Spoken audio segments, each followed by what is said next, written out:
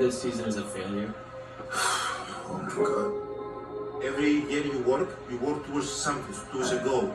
It's not a failure, it's steps to success. There's always steps to it. There's no failure in sports. You know, there's good days, bad days. Some days you're able to be successful, some days you're not. Some days it's your turn, some days it's not your turn. And that's what sports is about. You don't always win. And this year, somebody else is going to win. Somebody else is going to come back next year, try to be better, try to build good habits. Hopefully we can win a championship.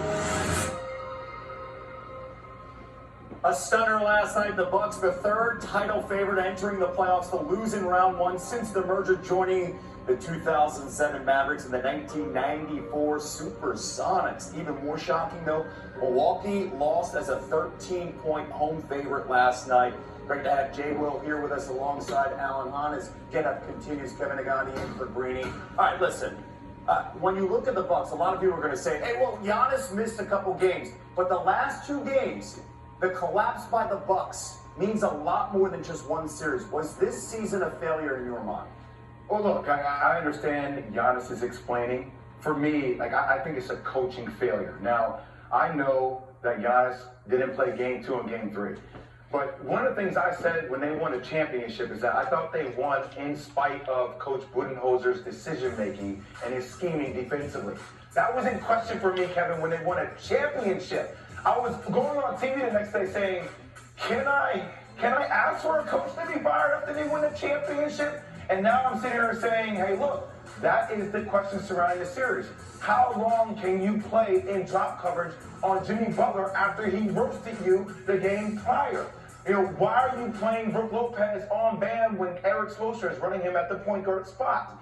When you have the last possession in the game in overtime, we have 2 timeouts left. I have an idea. Call a timeout. There are constant questions surrounding this organization as it relates to coaching strategies. And I get Giannis missing 13 free throws. I get Drew Holiday allowing, Jimmy Butler to shoot 50% from the field. But the coaching things to me are things that stand out most when I think about this Bucks. Is this the end, big picture in your mind, Alan? The end for Mike Budenholzer? it needs to be. When you lose in the first round like this, when you have a team that a lot of people expected could contend for a championship, and you're out in the first round, I mean, think about it like this. How does a team, the Miami Heat, with the worst offense in the league, score 124 points a game against the top 4 defense, your defense? How does a team that had the 4th worst three-point shooting team in the league shoot 45% from 3 against the top 10 three-point defense? That's not players, that's not personnel, that's coaching. And then you don't call timeouts late, you froze. You froze in game 4, you froze in game 5.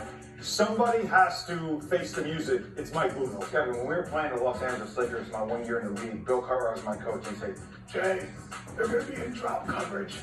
Just come up, you're going to get a shot every time. Every possession Shaq was sitting at the free throw line, I got a shot or I was able to make a play every time. That's me. Yep. And I didn't drop 56 in a playoff game. Yep. And by the way, that is a very accurate Bill Cartwright impersonation. Yes, it is. Really well done. Free throw, how many free throws? And by the way, I can't hear you. after the upset, it's the Heat now taking on the Knicks, who win their first playoff series in 10 years. Say that again, please. The Knicks are moving on to round 2, and one other guy who's really happy, guess who? Stephen A. Smith.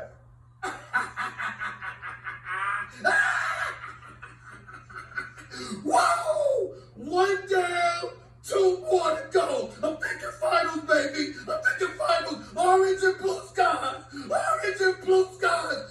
Go New York, go New York, go. Go New York, go New York, go. Say go New York, go New York, go. Yeah! Yeah! Sorry about that, Donovan Mitchell. I love you, brother. But yeah!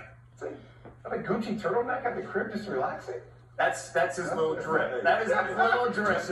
He knows he's going to be on camera. The brilliance, though. Can't hide money. No, you Cannot hide. And you cannot hide the brilliance of Jalen Brunson. And by the way, he wasn't spectacular yesterday, but again, he's the difference in this series. How far can the Knicks go now that you have Brunson dialing things up? I mean, look, right now, anything is possible.